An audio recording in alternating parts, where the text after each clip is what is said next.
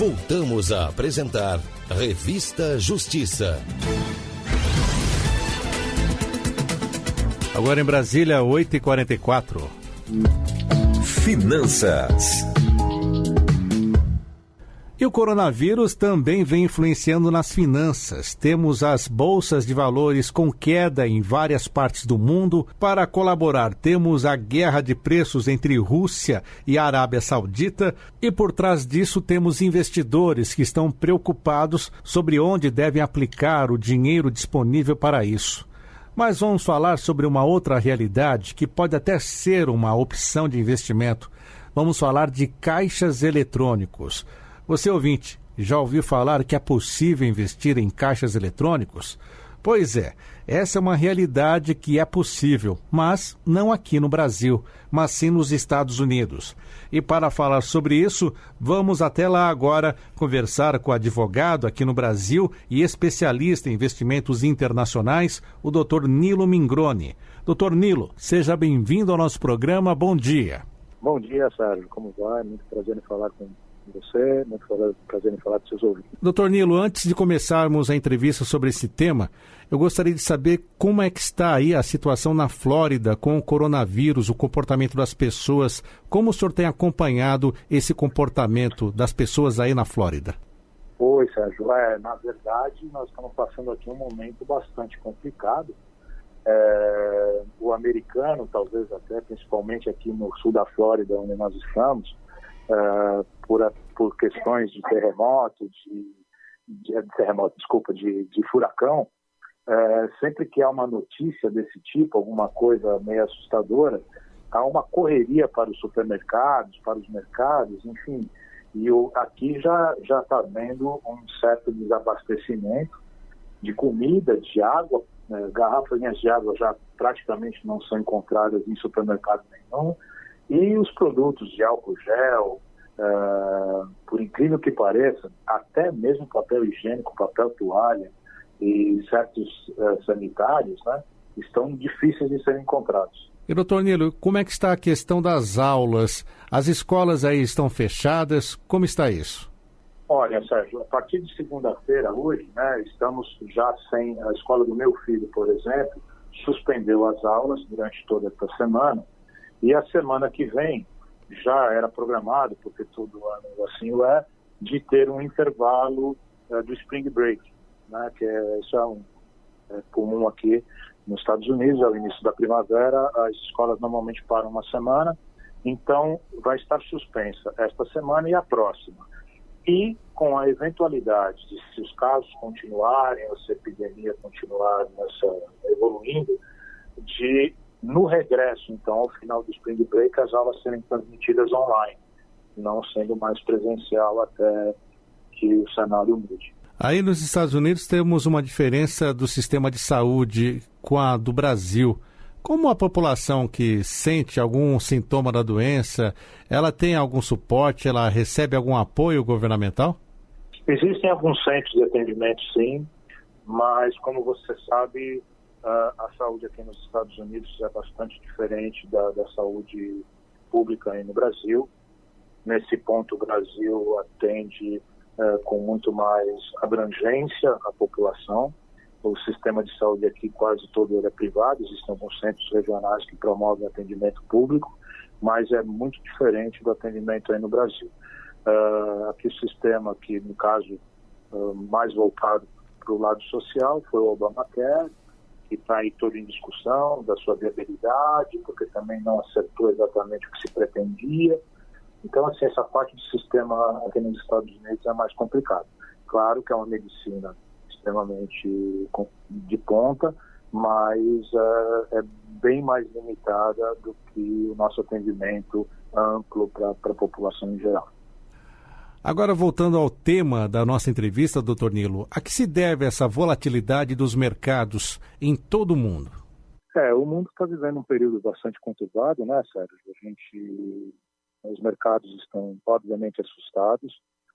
Aqui os Estados Unidos não está diferente. A gente está vendo essa situação se repetir aqui também. E, infelizmente, é um mercado difícil é um mercado, principalmente o mercado de ações, né? Um mercado que sofre a influência dessas notícias e, obviamente, a gente fica aí esperando que as coisas recuperem o mais rápido possível, né? Doutor Nilo, o sistema dos caixas eletrônicos nos Estados Unidos, ele é bem diferente do que encontramos aqui no sistema de caixa eletrônico dos bancos brasileiros? É bastante diferente. E esta, inclusive, é uma das razões de a gente ter vindo para cá. É um mercado extremamente aberto, diferentemente do Brasil. E aqui, o particular, o privado, ele pode ter uma empresa destinada a caixas eletrônicos, a explorar o ramo de caixas eletrônicos. Para você ter uma ideia, nos Estados Unidos a gente tem aproximadamente 500 mil caixas eletrônicos instalados, e sendo que 60% desses caixas pertencem a redes privadas e 40% pertence à rede bancária. Então, é um cenário bastante diferente do brasileiro, por exemplo, onde os bancos exploram cada qual os seus clientes, né, atendem os seus próprios clientes, não há uma intercomunicação de um cliente de um determinado banco usar aquele caixa do banco para sacar em seu próprio banco, sendo outro que não do caixa que ele esteja utilizando. Aqui nos Estados Unidos isso é possível. E a TecBank é uma empresa privada. Os acionistas, os principais acionistas são os proprietários dos bancos. Então, você acaba ficando tudo dentro do próprio setor bancário. Isso aqui no Brasil pode mudar, ficar algo parecido com o que o senhor encontra aí nos Estados Unidos? O Brasil está aberto agora para uma consulta pública, né? A gente está acompanhando essa consulta e, na medida do possível, participamos dela. Justamente para tentar trazer uma nova legislação, ou melhor, para se discutir sobre ter uma nova legislação que possibilite esse tipo de novo mercado, que eu acho extremamente salutar, competitivo, tende a criar concorrência, tende a baixar os preços dos serviços e, mais do que isso, oferecer uma rede maior de caixas eletrônicos aí para a população brasileira. A dimensão brasileira, as questões até da própria segurança pública, isso não é um dificultador para um tipo de trabalho como esse, que seria essa privatização dos caixas eletrônicos? Sem dúvida que esse é um grande empecilho, talvez o maior empecilho e diferença da realidade do Brasil para os Estados Unidos. Mas é inevitável que há uma necessidade de você ter e principalmente com o crescimento dos bancos digitais, há necessidade, claro, de você ter um serviço de autoatendimento onde esse cliente possa estar mais presente, os bancos poderem estar mais presentes do cliente. E outro fenômeno que já é realidade aqui e aí é que os bancos estão com a tendência muito forte de fechar agências. Então, cada vez mais a presença do caixa eletrônico vai ser uma realidade. E, com certeza, os equipamentos de segurança já estão evoluindo bastante. E, enfim, é uma realidade a ser enfrentada, né? É um problema, mas tem que ser enfrentado, porque senão a população vai ter realmente mais dificuldade para ter acesso a depósitos, a retiradas, a pagamento de contas, e é tudo que um caixa eletrônico pode oferecer. Doutor Nilo Mingroni, o senhor estava falando que o sistema brasileiro é bem fechado. Hoje, se um empresário quiser montar uma rede privada de caixa eletrônico, ele não consegue por falta dessa regulamentação, ou os próprios bancos não querem uma participação de um estranho, de um terceiro que é apenas um investidor? Eu acho que hoje, como não há uma legislação específica que regulamente essa atividade, e também não vejo o diálogo espontâneo entre os bancos, a ponto dos próprios bancos não compartilharem clientes, né, cada um mantendo a sua rede própria. Então, eu entendo que se não houver uma legislação que facilite ou que, de uma certa forma, regulamente a abertura dos dados bancários para o setor, você vai ter sempre dificuldade para instalar, ainda mais você tendo que competir com uma empresa que pertence os principais 4 acionistas aos próprios bancos. Então, fica muito difícil você conseguir compartilhar esses dados e ter acesso a esses sistemas. Mas, assim, a princípio, o que eu vejo da grande necessidade de uma regulamentação seria nesse sentido. Na realidade, hoje que o senhor encontra aí nos Estados Unidos, se a pessoa quiser ter uma pequena rede de caixas eletrônicos, ela consegue facilmente entrar nesse segmento? Exatamente. O investidor ganha rentabilidade porque aqui o caixa eletrônico ele cobra uma tarifa do cliente por saque, porque você está vendendo uma conveniência. Então, na média, só para você entender, nos Estados Unidos a tarifa é de cerca de R$ 2,99 por saque. Okay? Esses R$ 2,99 é dividido entre o ponto onde o caixa está instalado, entre a manutenção e o investidor. Tá? Então, esse é o formato de investimento dos investidores aqui em caixas eletrônicos. Ele é um investimento passivo, desse ponto de vista, e a rentabilidade dele vai diariamente para a conta dele. Aqui no Brasil temos 4 saques sem custo. Existe algo parecido nos Estados Unidos? Existe. Quando o saque é feito na própria agência do cliente, né? E dependendo é igual aí no Brasil, dependendo do seu relacionamento com o seu pacote de conta, você pode ter até mais saques incluídos, né? Aqui nos Estados Unidos também funciona assim. Então, se você, por exemplo, tem uma conta que no seu pacote preveja 10 saques, o dinheiro é cobrado pela rede privada, porém o banco estorna esse dinheiro do valor da conta, reembolsando o cliente. Qual é o investimento mínimo, então, para que um investidor possa entrar nesse segmento de caixas eletrônicos nos Estados Unidos? Em média, o investimento para compra de um equipamento, instalação, funcionamento, enfim, para toda a operação, licenças que são envolvidas, a sinalização, tudo que se necessita, é $7.500, né?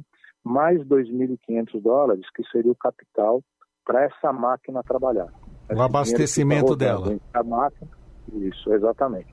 O dinheiro fica entre a máquina, a conta bancária, sai da conta bancária, volta para a máquina, sai da máquina, vai para a conta bancária, e capital de giro mesmo. Então, nós estamos falando aproximadamente de $10 mil por equipamento. Doutor Nilo, além desta questão de saques, depósitos, os caixas eletrônicos nos Estados Unidos, tem alguma outra facilidade que aqui no Brasil não tem? Bom, nós temos aqui alguns sistemas que estão em vias de implantação aí no Brasil, né? Mas aqui existem vários aplicativos de transferência e pagamentos eletrônicos, né? Como Cash App, como Zelle, alguns sistemas semelhantes ao que está se falando de implementar o Pix, né? Onde pelo celular, pelo seu aplicativo, no caso do Cash App e do Zelle, você introduz o e-mail ou o número de telefone que a pessoa cadastrou a conta dele e automaticamente eu transfiro qualquer importância para outro indivíduo. Qualquer importância, desculpa, até $2 mil diários. E a segurança jurídica para um brasileiro que investe nesse tipo de segmento aí nos Estados Unidos, como ela é garantida? Bom, no modelo de investimento que a gente está falando, a nossa proposta sempre foi do investidor ele ser o dono da companhia dele e, portanto, da rede de caixas e do patrimônio que essa companhia tenha, né? Então, a segurança jurídica é a mesma de qualquer companhia. Aqui você está amparado pelas regras de ser proprietário de qualquer sociedade americana, né? A gente pode ter operações na Flórida, na Califórnia, em New Jersey, e aí é aconselhável que a empresa seja instalada, seja criada no estado onde ela vai ter a operação. Agora, também nada impede de uma empresa da Flórida ter operações em Nova Jersey e na Califórnia. Mas, basicamente, não é uma franquia, a gente não trabalha com modelo de franquia, nada. Então, a segurança jurídica é extremamente elevada, porque nós estamos exatamente falando de um país onde a questão empresarial é muito transparente, é muito clara, é muito fácil de praticar e, assim, não tem nenhuma complexidade. e a decisão é 100% do investidor. Ele faz o que ele quer com a companhia dele, inclusive geri-la fora, independentemente da nossa empresa, se assim ele desejar. Ele tem autonomia para fazer a própria gestão, se ele achar que é melhor negócio para ele, ao invés de pagar a taxa de manutenção que nós cobramos, ou seja, ele é dono 100% do negócio dele. Agradecemos a participação do advogado especialista em investimentos internacionais, Dr. Nilo Mingroni, falando conosco na Rádio Justiça sobre as opções de investimentos e até um investimento em caixas eletrônicos nos Estados Unidos, e fez um paralelo de como é a regulação desse mercado lá nos Estados Unidos e aqui no Brasil. Dr. Nilo, muito obrigado por atender a Rádio Justiça. Até uma próxima ocasião. Sérgio, eu que te agradeço, muito obrigado aos seus ouvintes pela atenção e conte conosco para qualquer informação que você necessite.